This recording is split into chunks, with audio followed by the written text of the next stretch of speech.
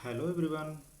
हमने पिछले क्लास में बेटा अच्छा थोड़ा सा मैं ये बताना चाहता हूँ कि मैं लाइव क्लास ले रहा था। असल में थोड़ी सी मुझे हेल्थ इशू है, इस वजह से मैं लाइव क्लास नहीं ले पा रहा हूँ। इस वजह से लेकिन फिर भी आपका रिवीजन टाइम चल रहा है, इस वजह से मैं एक क्या है रिकॉर्डेड वीडियो डाल रहा हूँ। जैसे ही मेरा हेल्थ सही हो जाता है मैं लाइव क्लास लेने लगूँगा।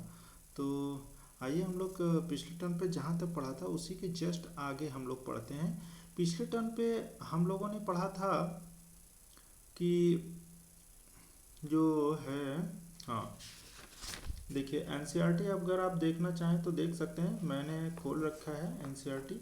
आप पेज नंबर 22 पर फिगर उसका देख रहे थे हम लोग। क्या है माइक्रोस्पोरोजेनेसिस। माइक्रोस्पोरोजेनेसिस के बारे में हम लोगों ने पढ़ रखा है। तो अब आगे मैं पॉलन ग्रेन के बारे में मैं बताऊंगा। पॉलन ग्रेन,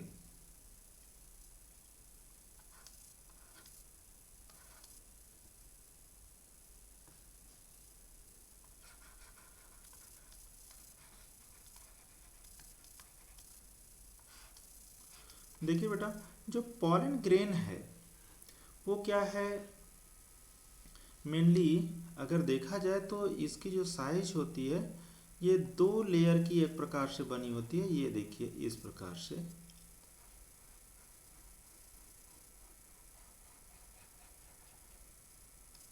ये होती है एग्जाइन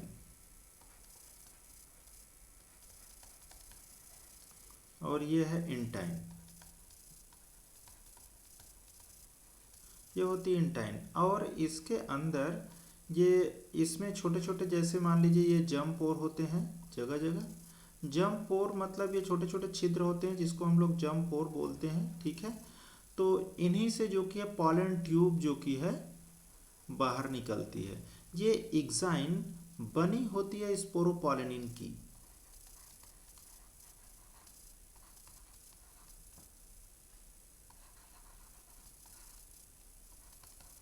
स्पोरोपोलिनिन की बनी होती है ये स्पोरोपोलिनिन। ये हार्डेस्ट सबस्टेंट ऑफ द पूरे प्लांट किंगडम का होता है, मतलब हार्डेस्ट सबस्टेंट होता है पूरे प्लांट किंगडम में। और ये स्पोरोपोलिनिन मैंने बताया था कि टैपिटम से रिलीज होता है। टैपिटम इसको बनाता है स्पोरोपोलिनिन। ये टैपिटम का एक फंक्शन भी है। टैपिटम सेल्स जो मेनली एंथरवाल होती है कि लास्ट लेयर होती है टैपिटम, ठीक है। और ये एग्जाइन बनाता है। फिर एंटाइन, ये जो है एंटाइन अंदर की तरफ होती है। एक सेल जो कि होती है, आप अगर एनसीईआरटी देखना चाहें तो देख सकते हैं। एनसीईआरटी में पेज नंबर 23 फिगर नंबर 2.5 में दिया हुआ है। देखिए एक बड़ी सेल्स है और इसको जो कि है वेजिटेटिव सेल्स बोल रहे हैं। वेजिटेटिव सेल्स, ये फिगर आपको जो कि है लास्ट में जो फिगर 2.5 का जो बी वाला जो फिगर है ये आपको मिल सकता है लेबलिंग करने के लिए, बनाने के लिए आपके बोर्ड एग्जाम में, ठीक है। तो इसका देखिए क्या होता है, एक न्यूक्लियस इसका बड़ा होता है जबकि जो एक होती है जनरेटिव सेल्स उसका न्यूक्लियस छोटा होता है, ठीक है। देखिए ये है जनरेटिव न्यूक्लियस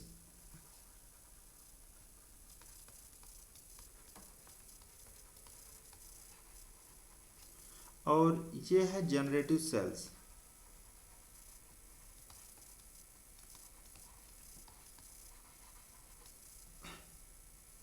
ये है वेजिटेटिव न्यूक्लियस।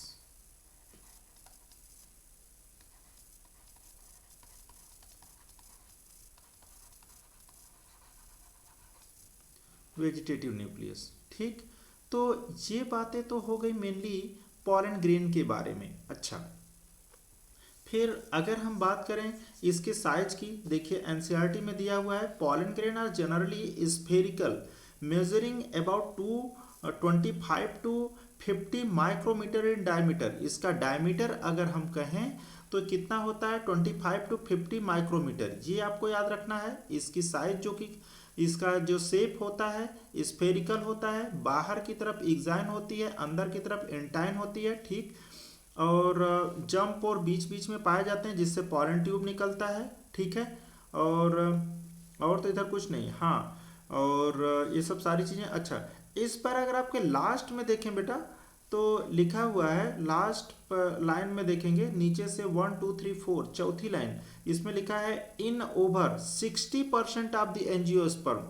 अगर हम समझें तो 60% एंजियोस्पर्म में क्या होता है, pollen grain are shed at this two cell stage. मतलब 60% एंजियोस्पर्मिक प्लांट में पॉलन ग्रेन का पॉलिनेशन मेनली कैसा होता है, टू सेल स्टेज पर होता है। In the remaining species the generative cell divide mitotically to give rise to the two male gamete before pollen grain are shed three cell stage. अब देखिए बचे कितना, 40%। तो 40% में कह रहे हैं 40% एंजियोस्पर्मिक प्लांट में क्या होता है कि वो थ्री सेल स्टेज पर होता है। किस प्रकार से, अब देखिए ये जो जनरेटिव न्यूक्लियस है ये डिवाइड कर जाता है और यहाँ पर ये जो कि ये दो सेल बना लेता है जनरेटिव सेल्स।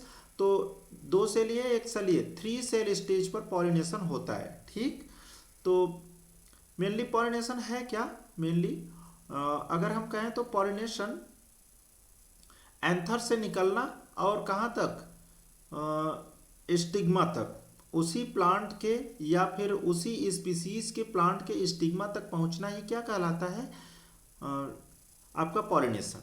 ठीक, तो 60% में क्या होता है, टू सेल स्टेज, और 40% में क्या होता है, थ्री सेल स्टेज। और तीसरा सेल्स कहाँ से आता है, मेनली जनरेटिव सेल्स, जो कि डिवाइड करके तीसरी सेल्स बनाती है। ठीक, तो ये बातें तो हो गई मेनली पॉलन ग्रेन के बारे में। ठीक, अच्छा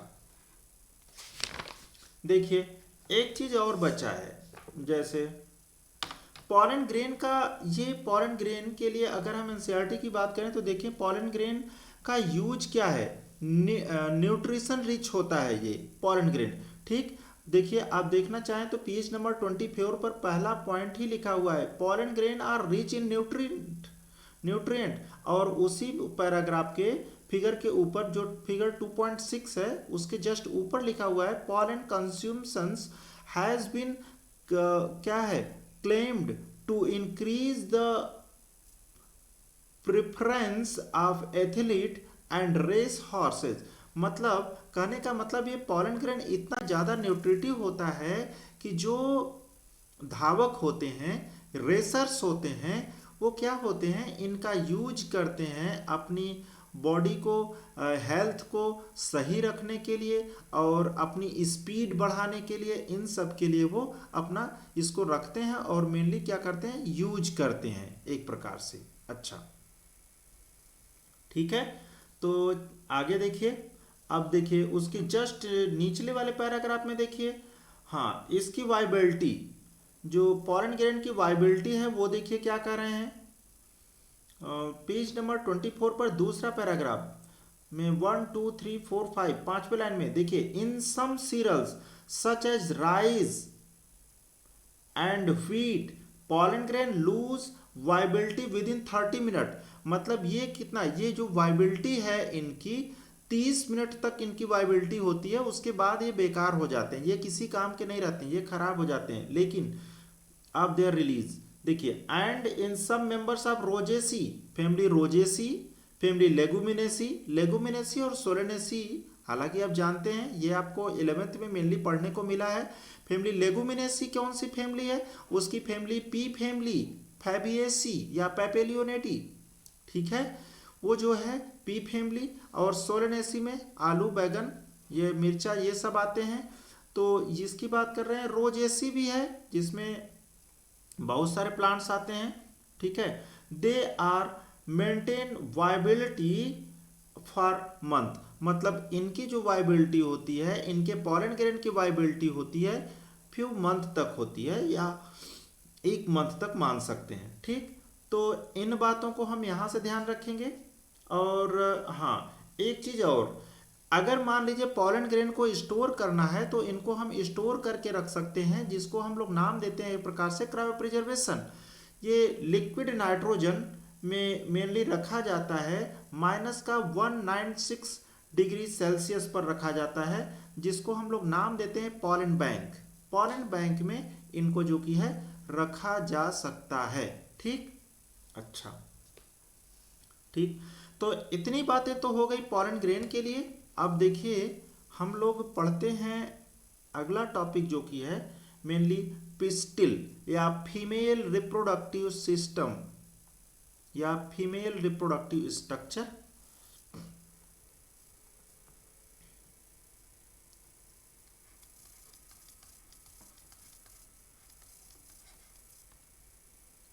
पिस्टिल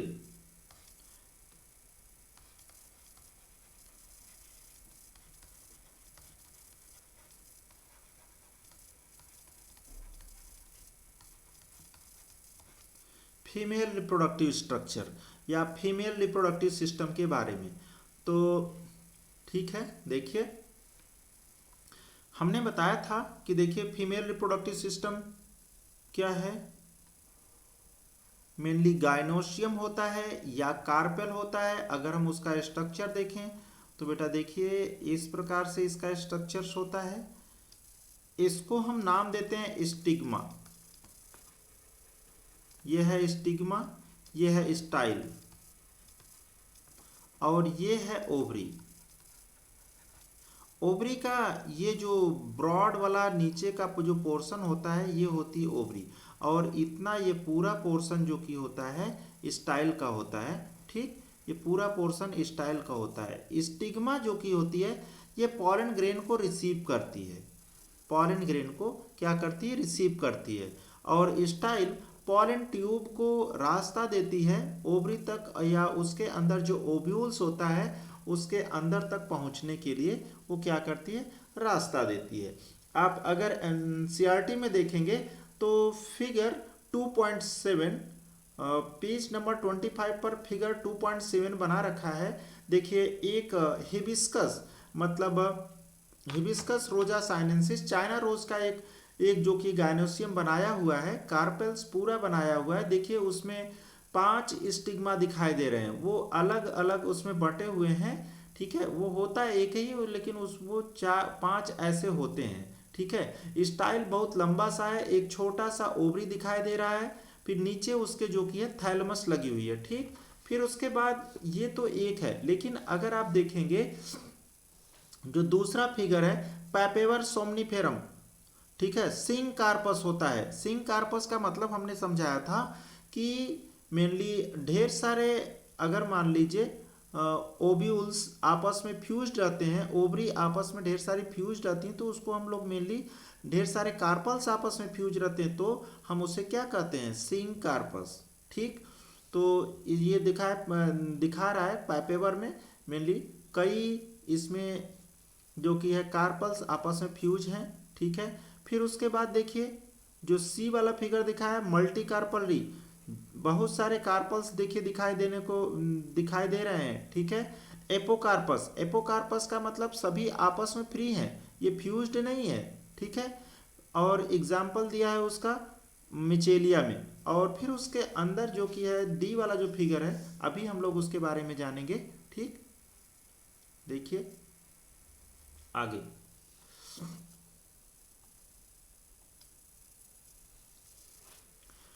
कोई भी अगर मान लीजिए ये इस प्रकार से ओवरी के अंदर, जैसे मान लीजिए कि ये ओवरी है, ओवरी के अंदर इस प्रकार से ओव्यूल लगा होता है, एक से ज्यादा ओव्यूल लगे हो सकते हैं, इस प्रकार से लगे होते हैं। और ये क्या है, ओव्यूल्स, इसका स्ट्रक्चर हम लोग देखेंगे। और ये यहाँ पर प्लेसेंटा से ओवरी वाल से जुड़ा होता है, जिससे जुड़ा होता है उसी को हम नाम देते हैं प्लेसेंटा। ठीक, तो प्लेसेंटा से ओव्यूल ओवरी के अंदर जुड़ा होता है, फ्यूज्ड होता है। और एक से ज़्यादा ओव्यूल किसी भी कार्पेल के अंदर या फिर ओवरी के अंदर पाए जा सकते हैं। तो arrangement of ovule on the ovary wall called placentation, जो प्लेसेंटेशन होता है वो क्या होता है, तो ओव्यूल का अरेंजमेंट ही, और वो भी कहाँ, ओवरी वॉल के ऊपर, क्या कहलाता है, प्लेसेंटेशन। ठीक, देखिए तो यहाँ पर मैं ये बताना चाहता हूँ कि देखिए अगर ये एक ओव्यूल है तो इसका स्ट्रक्चर्स कैसा होता है। देखिए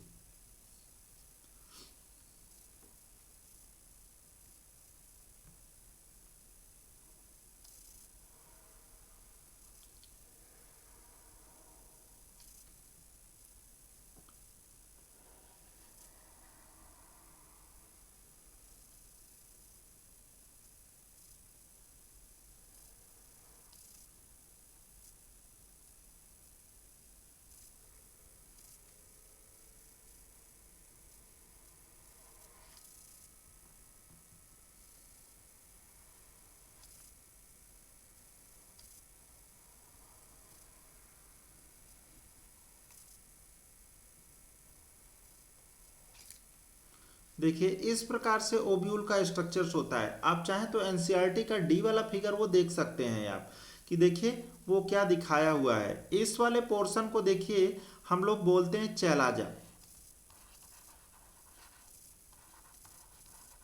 ये होता है चैलाजा, यही है। ये क्या है? Embryo sac.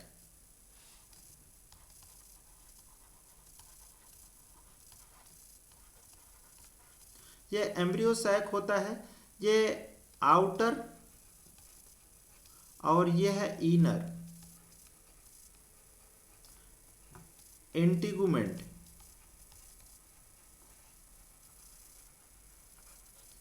आउटर और इनर इंटीगुमेंट है ये दोनों, ठीक है। और इसको मेनली हम लोग नाम देते हैं, यही पोर्शन जो कि है प्लेसेंटा से जुड़ा होता है, ये वाला पोर्शन। ये वाला पोर्शन कहलाता है फ्यूनिकिल।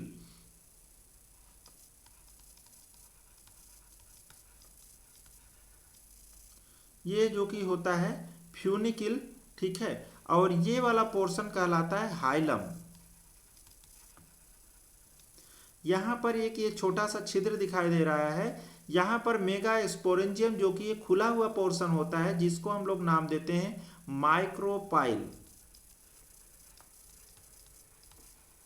माइक्रोपाइल नाम देते हैं। ये इस प्रकार से ये ओव्यूल्स होते हैं। अच्छा, इसके अंदर अगर आप देखेंगे तो इसमें एक एग सेल होता है और दो सिनर्जिड्स होती हैं।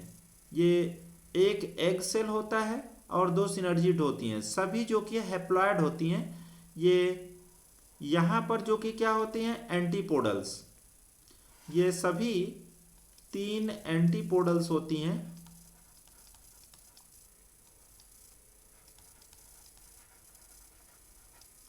तीन एंटीपोडल्स होती हैं। ये क्या है? ये है आपका एग सेल्स और ये है सिनर्जिड।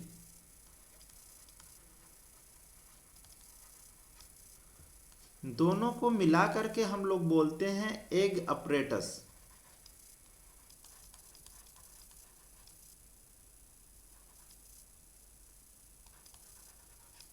एग अपरेटस, ये एग अपरेटस इस प्रकार से है। आप एनसीईआरटी में देखना चाहें तो देख सकते हैं, उसका भी फिगर वहां पर दिया हुआ है। तो आप अच्छा, इसको मेनली हम लोग बोलते हैं एनाट्रोपस ओव्यूल्स। ये 60% मतलब एंजियोस्पर्मिक प्लांट में जो कि है 60 का 70% एंजियोस्पर्मिक प्लांट में ये पाया जाता है एनाट्रोपस ओव्यूल्स। तो इसके अंदर जो एम्ब्रियो सैक है ये इस प्रकार से ये होता है, ठीक। फिर और एक जो कि होती है ये पोलर सेल्स होती है। ये होती हैं पोलर सेल्स, इसको हम लोग बोलते हैं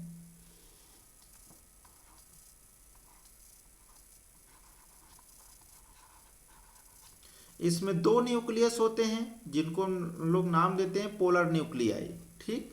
तो ये तो है मेनली ओव्यूल्स का स्ट्रक्चर, ठीक है। अच्छा, आप देखना चाहें तो आप ये देख सकते हैं, इनका डेवलपमेंट भी दिखाया हुआ है कि इनका अगर डेवलपमेंट होता है तो कैसे होता है, ठीक है। चलिए मैं इनके डेवलपमेंट के बारे में भी देख लेते हैं। देखिए आपकी एनसीईआरटी में पेज नंबर 26 पर फिगर नंबर 2.8 देखिए, अगर आप देखना चाहें तो देख लीजिए बेटा, थोड़ा सा एनसीईआरटी खोलिए, मैं वहीं से डिस्कस कर देना चाहता हूँ। देखिए क्या है कि देखिए कहीं पर कोई एक सेल जहां पर उसके ओवरी के अंदर एक डेवलप होने लगती है, ज़्यादातर जो कि है मेगास्पोर, अरे माइक्रोपाइलर एंड की तरफ, जो माइक्रोपाइलर एंड की तरफ एक सेल्स बड़ी होने लगती है, जिसको मेनली मेगास्पोर मदर सेल्स बोलते हैं। और दूसरी तरफ एक तरफ जो कि न्यूक्लियस न्यूक्लियस सेल्स होती हैं, जो माइक्रोपाइलर एंड की तरफ होती है वो न्यूक्लियस सेल्स कही जाती है। और जो बीच में जो न्यूक्लियस होती है उसके माइक्रो मेगास्पोर मदर सेल्स वो डिवाइड करके वो उसमें जो कि मियोसिस होता है, और मियोसिस होकर के उसमें 4 सेल्स बनाती है मेगास्पोर, जो कि है मेगास्पोर बनाती है। और सभी मेगास्पोर में से, चारों मेगास्पोर में से 3 मेगास्पोर डी जनरेट हो जाते हैं, सिर्फ एक मेगास्पोर जो कि फंक्शनल होती है, और वो क्या कैसी होती है, हैप्लॉइड होती है। वहीं मेगास्पोर आगे चल करके क्या बनाती है कि आपका एम्ब्रियो सैक बनाती है। ठीक, ये एम्ब्रियो सैक अगर आप देखना चाहें तो फिगर 2.8 का सी वाला जो फिगर है देख सकते हैं। एक तरफ चलाजल एंड है, दूसरी दूसरी तरफ जो कि माइक्रोपाइलर एंड है। देखिए मैंने ये वाला जो फिगर बनाया है, देखिए ये वाला क्या है, यही है आपका एम्ब्रियो सैक। एम्ब्रियो सैक में देखिए एंटीपोडल सेल्स, और जो कि है दूसरे एंड पे जो कि है ये देखिए, ये चला जाए तो चलाजर एंड, इधर माइक्रोपाइल पाया जाता है तो माइक्रोपाइलर एंड। ठीक, तो ये जो कि क्या हो गया, एंटीपोडल्स, और ये जो कि क्या हो गया, एग अपरेटस। दो सिनर्जिट्स हैं, और जो कि है एक जो कि है एग सेल्स होती है, और बीच में जो कि क्या होती हैं, पोलर न्यूक्लियाई, सेंट्रल सेल्स। ये एनसीईआरटी में 2 दिखाया, लेकिन कुछ टाइम बाद ये जुड़ करके जो कि है सेल्स एक ही बना लेती हैं। वो उसमें जो कि है सिर्फ 2 न्यूक्लियस दिखाई देते हैं, एक सेल्स होती है और 2 न्यूक्लियस होते हैं। ठीक, सेंट्रल सेल एक होती है मेनली, या पोलर सेल्स होती है। ठीक ठीक, अच्छा फिर आगे चलते हैं हम लोग। अब देखिए एक चीज और, इनको इस प्रकार के ओव्यूल्स को हम पॉलीगोनम टाइप ऑफ ओव्यूल्स भी बोलते हैं।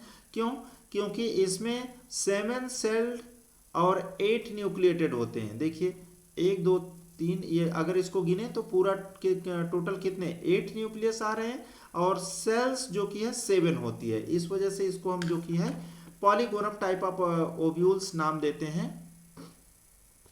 ये भी मेंशन किया हुआ है पेज नंबर 27 पे, देख लीजिए। दूसरे पैराग्राफ में दिया हुआ है, the large central cells as mention earlier has 2 polar nuclei, thus a typical angiosperm embryo sac at maturity, though 8 nucleate is 7 celled। ठीक, फिर उसके बाद अब क्या है, मेनली उसका पॉलिनेशन। पॉलिनेशन की अगर हम बात करें तो पॉलिनेशन मेनली देखिए कितने प्रकार से हो सकता है। अगर हम देखें तो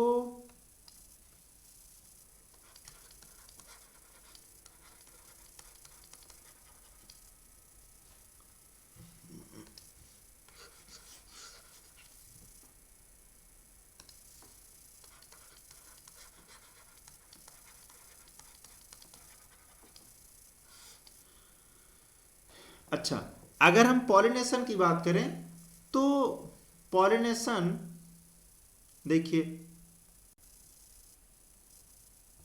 एयर के द्वारा होता है, वाटर के द्वारा भी हो सकता है, या और भी कई प्रकार से होता है।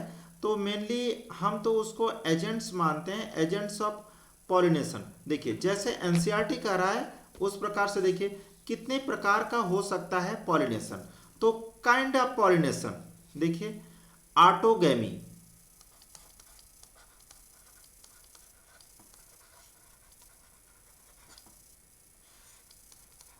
अगर ऑटोगैमी क्या है,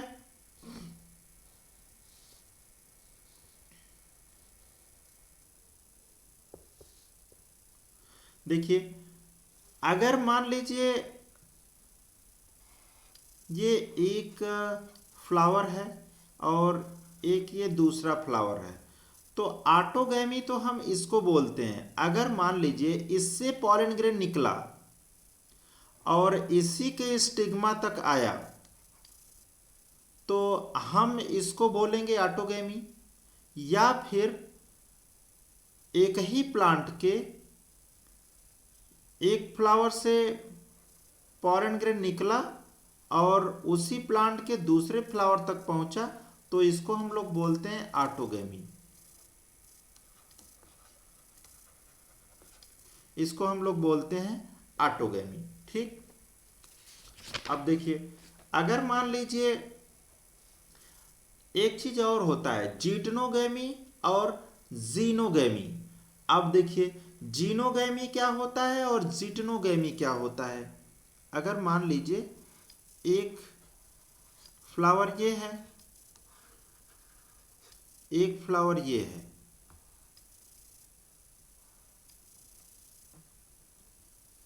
हम इस ये ऑटोगैमी तो है ही, इसको हम लोग मेनली बोलते हैं जीटनोगैमी।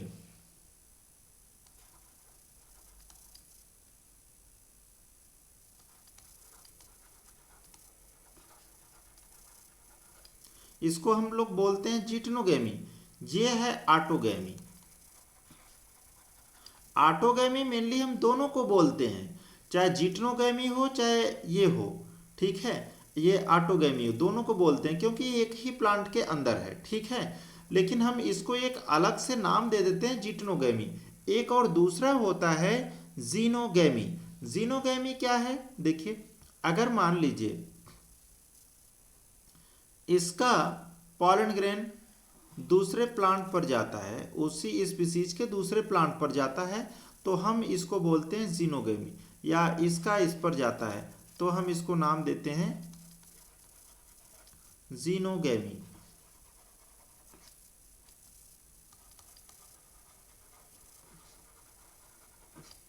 यह है जीनोगैमी। ठीक, तो इस प्रकार से अगर आप चाहें तो ये जीनोगैमी। ठीक, अच्छा, तो इतनी बातें तो मतलब ये हो गया पॉलिनेशन। पॉलिनेशन किस प्रकार से होता है, तो ऑटोगैमी और एल्लोगैमी। ये जो जीनोगैमी होता है वो एल्लोगैमी है, और ऑटोगैमी में मेनली उसी प्लांट के एक ही प्लांट के एक ही फ्लावर पर जो कि है पॉलिनेशन हो सकता है, और एक ही प्लांट के दूसरे फ्लावर पर पॉलिनेशन हो सकता है, तो उसे हम ऑटोगैमी कहते हैं। और एक टाइप जो कि है जीटनोगैमी, और दूसरा जो एल्लोगैमी में होता है वो क्या है, मेनली जीनोगैमी। ठीक, आप चाहें तो देख सकते हैं पेज नंबर 28 पर है जीटनोगैमी। जीटनोगैमी के लिए देखिए और क्या क्या है, देखिए दूसरे लाइन में लिखा हुआ है ऑल दो जीटनोगैमी इज फंक्शनली क्रॉस पॉलिनेशन। अगर फंक्शनली देखा जाए तो कैसा होता है, क्रॉस पॉलिनेशन है, लेकिन involving a pollinating agent genetically it is a similar to autogamy. मतलब एक प्रकार से ऑटोगैमी ही है, लेकिन देखा जाए तो ये कैसा हो रहा है, क्रॉस पॉलिनेशन होता है। लेकिन जो जीनोगैमी होता है असल में वही क्या है, क्रॉस पॉलिनेशन। आप देखना चाहें, देखिए जीनोगैमी में लिखा हुआ है कि transfer a pollen grain from anther to the stigma of a different plant. देखिए फिर उसके बाद देखिए this is a only type of pollination which during pollination bring genetically different type of pollen grain. मतलब दूसरे प्रकार का pollen grain to the stigma, मतलब उसी स्पीसीज के दूसरे प्लांट पर अगर वो चला जाता है पॉलन ग्रेन तो उसको हम लोग क्या कहते हैं, जीनोगैमी। ये होता है क्रॉस पॉलिनेशन। ठीक, अब देखिए एजेंट्स ऑफ पॉलिनेशन।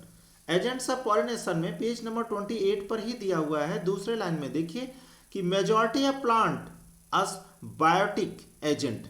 बायोटिक का मतलब होता है कि एनिमल्स के द्वारा। अब एनिमल्स में क्या हो सकता है कि कुछ भी हो सकते हैं। बायोटिक और एबायोटिक दो प्रकार का पॉलिनेशन होता है। एबायोटिक में आते हैं वाटर हो गया और आपका एयर हो गया, लेकिन और बायोटिक में मेनली, चलिए देख लेते हैं, लिख देता हूं मैं।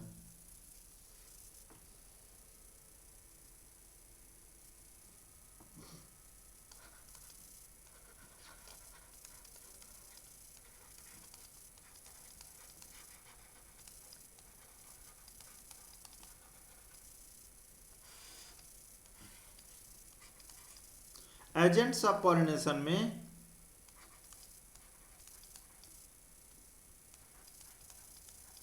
Abiotic, biotic. अब देखिए एबायोटिक में वाटर हो गया, एयर के द्वारा हो गया, और बायोटिक में हो गया एनिमल में सभी आ गए, लेकिन हम बर्ड, इंसेक्ट, बायोटिक का मतलब ही है मेनली जो जिंदा एनिमल्स हैं उनके द्वारा। अब चाहे बर्ड की बात करें चाहे इंसेक्ट की बात करें, इंसेक्ट की बात करें, ये सभी क्या हैं, एनिमल्स ही हैं, लेकिन हम एक प्रकार से ऐसा समझते हैं एनिमल्स में ह्यूमन बीइंग हो गया, बंदर हो गया, और या फिर जो भी फ्लावर का यूज करें वो सभी एनिमल्स। ठीक है, बर्ड्स में बहुत सारी, जैसे कि ये जो कि है आपके रात में जो उड़ने वाले पक्षी होते हैं वो भी, और दिन में उड़ने वाले पक्षी होते हैं वो भी, सन बर्ड या फिर बहुत सारे बर्ड्स होती हैं। और इंसेक्ट में जो हनी बी होती है या कई प्रकार के इंसेक्ट होते हैं, मेनली हनी बी में अगर एनिमल्स में देखा जाए तो 70% सिर्फ हनी बी के द्वारा जो कि है पॉलिनेशन होता है बायोटिक में। ठीक है, तो ये तो मेनली हो गया एजेंट्स ऑफ पॉलिनेशन। तो वाटर के द्वारा पॉलिनेशन, और देखिए हाँ, तो इसमें थोड़ा सा हमें ये देखना है। अच्छा बेटा, हम इसको नेक्स्ट टर्न पर देखेंगे कि वाटर के द्वारा जो पॉलिनेशन होता है उसके लिए क्या आवश्यकताएं हैं, एयर के द्वारा पॉलिनेशन होता है तो क्या आवश्यकताएं हैं, या फिर बायोटिक में एनिमल्स के द्वारा हमें क्या आवश्यकताएं होनी चाहिए, कैसे स्टिग्मा होनी चाहिए, या फिर कैसा पॉलन ग्रेन होना चाहिए, इसके बारे में हमें जानना, थोड़ा सा डिस्कस करना जरूरी है। ठीक है, तो इसको जो कि है हम नेक्स्ट टर्न पर देखेंगे। धन्यवाद।